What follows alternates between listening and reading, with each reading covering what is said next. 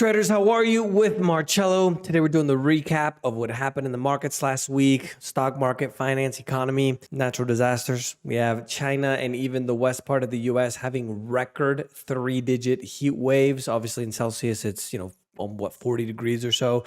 Overall, markets were generally positive, and we even have a city in Europe which is banning ads on meat.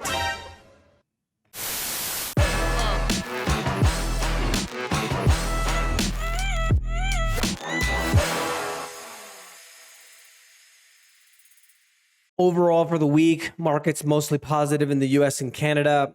There was a report that came out from the Fed that said that the US household net worth has fallen $6 trillion in Q2. And because of the situation with inflation as well, because people are hurting, they have 69 million households that are canceling vacations, driving less, cutting grocery bills as inflation hits home based on a poll. So this is kind of the overarching premise of the worry of what's happening in the global economy, because right now we have a situation where things aren't going well. And if you think about what we've lived through, especially if you're younger, you don't know kind of this government-induced boom that we've been living since 2008 when they dropped the interest rates since the lowest level in recorded history, not just in the history of the United States, but in the history of the world. So what does that create? They drop the interest rates, and that increases consumption, right? If they drop the interest rates, people take more risky loans out. They start more businesses. They put more on their credit card because they can finance the debt. They buy more houses because it's cheaper. If the interest is cheaper, you pay a lower monthly payment. And so this created a huge boom, the bubble of bubbles. And then what happens? Well, people see their pensions fund going up because the stocks are increasing at a rapid rate, the houses, right? And so then you feel rich, and then you go out and spend more money because you feel rich. And remember that in the United States, the consumer spending is almost 70% of the economy. And most other major, the word I'm thinking of is evolved, not evolved. The first or second world nations, for example, let's say the more advanced economies, most of them are over 50% consumer spending. So now that the governments are starting to increase the interest rates, that puts a break on this expansion. House prices don't keep going up because people can no longer make the payments, right? The interest rates on houses, for example, has gone up from 3 to 6. That doesn't necessarily double your mortgage payment, but it goes up by a lot, $500, $1,000, $2,000. And then add on top of that the situation with inflation. People are spending a lot less money, and they're starting to conserve, again, consumer spending. You can see why we have a situation where, the brakes are getting hit pretty hard right now when it comes to the global economy. Another thing that I wanted to talk about in the beginning are the home closings, right? The real estate market in the US is about 17 to 18% of the economy. So in July, if I'm not mistaken, we've had, it's either last month or July, one of those two. I believe it's July. This was from Kyle Bass, by the way, a great hedge fund manager. There's been the second lowest number of home closings on record. So the second least amount of closings for houses ever. The first one was in 2007.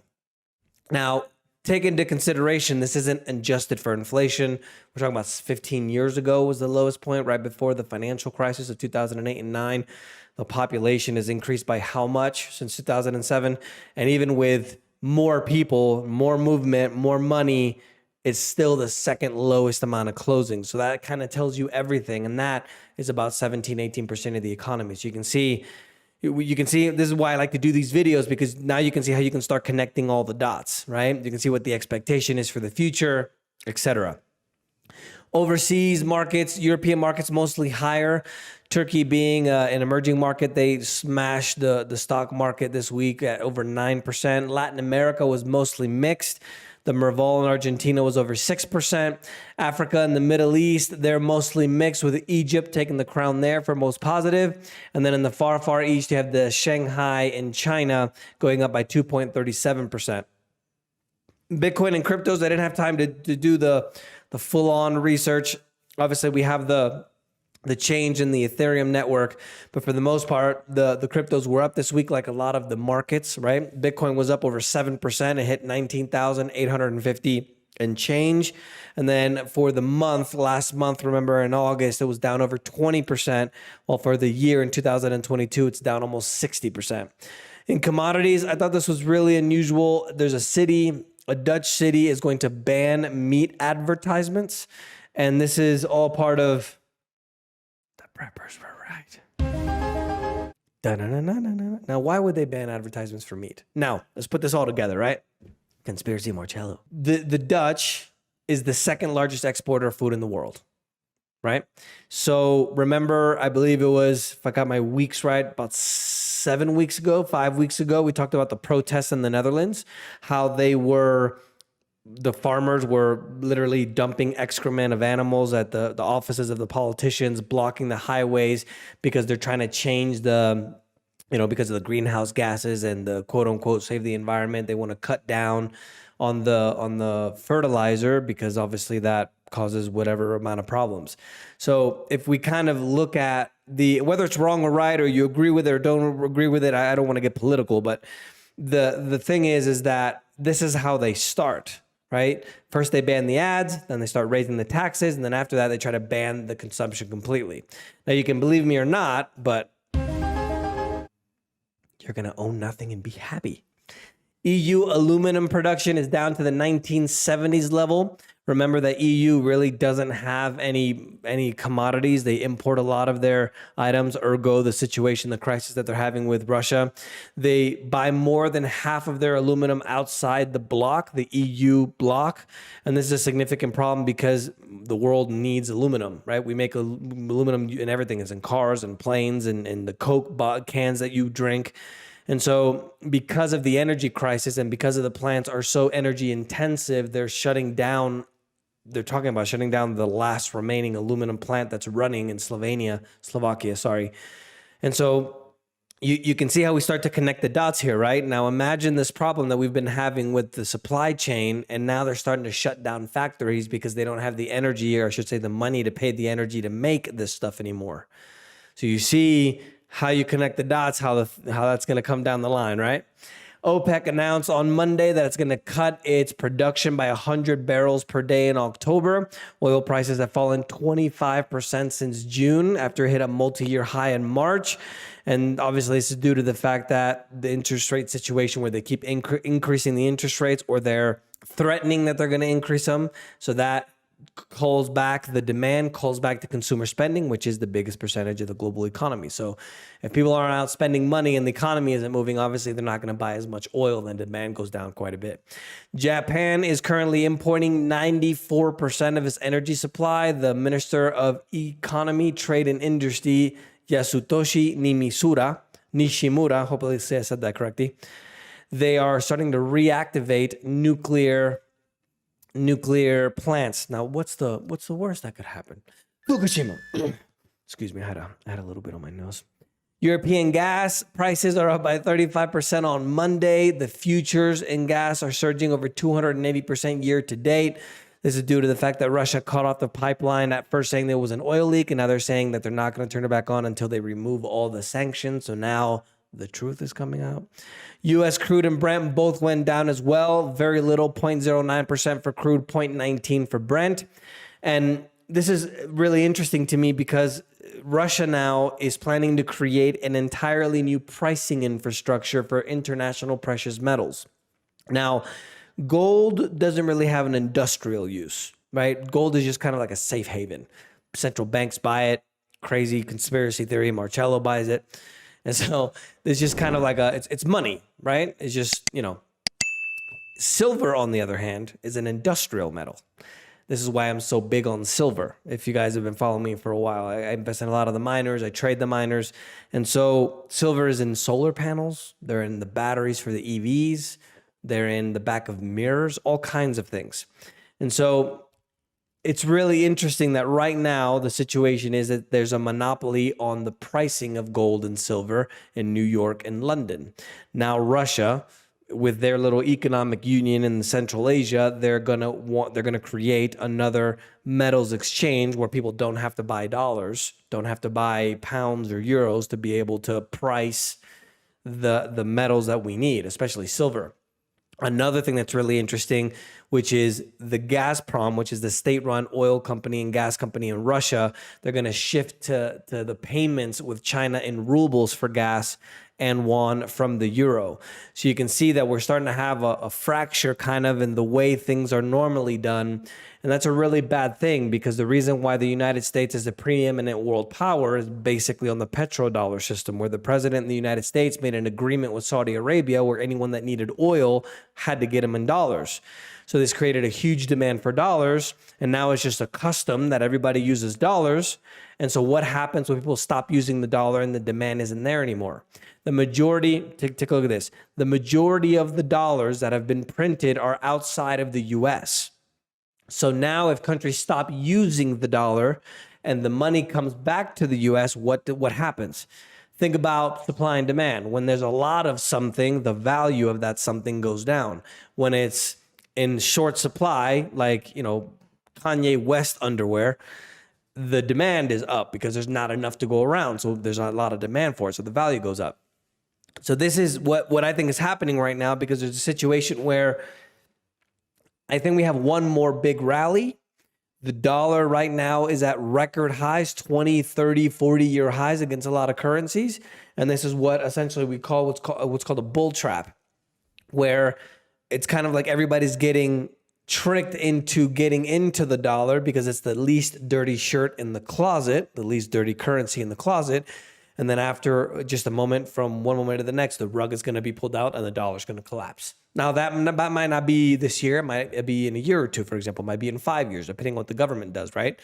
But just remember that. And remember that even though we have hard times coming, hard times are one of the best ways to get rich and do really, really well. So keep that in mind. Gold and silver. Gold went up by 0.29% to 1718, while silver went up 4.35% to 1894. Financing and banking news, as I mentioned, the U.S. index, the dollar reached a 24-year peak against the yen. It's at its strongest point against the Korean won as April 2009, and even hit a 20-year high on Monday against the euro. What a lot of people thought that wasn't possible is now that the currency from Britain, which I'm thinking of it in Spanish, the pound, the sterling, they're in a situation where the US dollar is at its strongest point since 1985. Reserve Bank of Australia raised their rates, Malaysia's as well.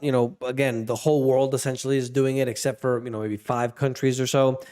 The China consumer prices rose lower than expected in August, and the rate of producer inflation hit an 18-month low. This is obviously a situation where it reflects China being a plagued economy by weak domestic demand. So even the Chinese economy is getting hit pretty bad. And also the ECB, which is a central bank in Europe, is increasing their rates by 0.75 or 75 basis points. Average U.S. 30-year mortgage climbed to 5.89%, which is the highest since 2008. Again, housing market, 17 to 18% of the economy. And also in political news, Chileans voted against the new progressive constitution that was drafted to replace the constitution from the 1981 from the dictatorship of Augusto Pinochet. Chile, if you guys didn't know, is the only first world country in all of Latin America. Death claims, I thought this was really weird. This is part of conspiracy, Marcello. Death claims in adults aged 35 to 44 are 100% higher than expected in July, August, and September of 2021. I thought this was really interesting because if you think about it analytically, that wasn't the peak of the pandemic, right? That was after. And we don't really have reports about people dying of the thing from the pandemic. I don't want to say the keywords because I don't get banned. So what was instituted around or before 2021 that could possibly change the expected death rates of people from 35 to 44 years old? I'm not going to say it, but just think about it. Liz Truss is the new UK's prime minister. She beat a gentleman called Rishi Sunak for the Conservative Party there in the UK. And historic gun sales. There have been 37 straight months in the United States where there have been more than 1 million guns being sold, which are historic numbers in the United States. Economic news, Japan is seeing its first contracting in the service sector since March, likely due to the spike in the COVID cases, in addition to the inflationary pressures and the worsening economic outlook. UK construction firms, second month of contraction in the UK, in addition to the European Union. Their construction activity fell at its fastest pace since 2021. So you can see all the red flags that are coming, right? Mortgage rates are now double what they were than a year ago. Home prices have started to fall at 0.77%, down from June to July. And it's the largest monthly decline since January 2011, the first monthly drop of any size in 32 months. So the bubble's starting to pop. Corporate news.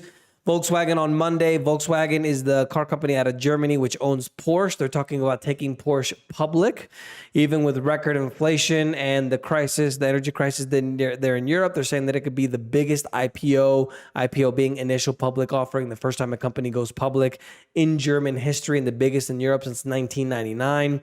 They expect a valuation between 60 to 85 billion euros, which is now 60 to 85 billion dollars. One thing, I saw a meme on Instagram where, because of the strength of the dollar, they were like, no, we're not going to call it football anymore. Now it's called soccer because the dollar's back on top. Trade news, freight rates for containers and dry bulkers are now fallen over the past 3 months. They expect it to continue falling into 2024. So now that the consumption is down, it's another indicator that the economy isn't moving and we're headed for not good things in the future. Apple announced new products, including the iPhone 14. So now you can pay anywhere between $800 to $1,100 for a new phone that works for exactly the same way as your old phone. And in investment news, the UN World Food Program is warning of a catastrophic floods in Pakistan are starting to exacerbate the food crisis in Afghanistan. Nearly 50% of people are facing hunger in Afghanistan. And remember, this is where it starts, right? In these poor third world countries. And then after that, it starts coming to the more advanced countries. And a huge asteroid, twice the size of Big Ben being the clock tower. If you guys don't know what that is, Google it, or maybe free spoke it. There's a new search engine out there for those of you guys that want to use it. That's going to smash into the Earth's orbit this month. They don't know where the asteroid is going to strike, but I thought that was pretty interesting. And record-breaking heat waves in western parts of the U.S., triple digits in Fahrenheit, almost 40 degrees in Celsius. And even China is having their record hottest August since records began. And last but not least, the Queen Elizabeth II, may she rest in peace, passed away on Thursday at age 96. And now King Charles III is going to address the British people.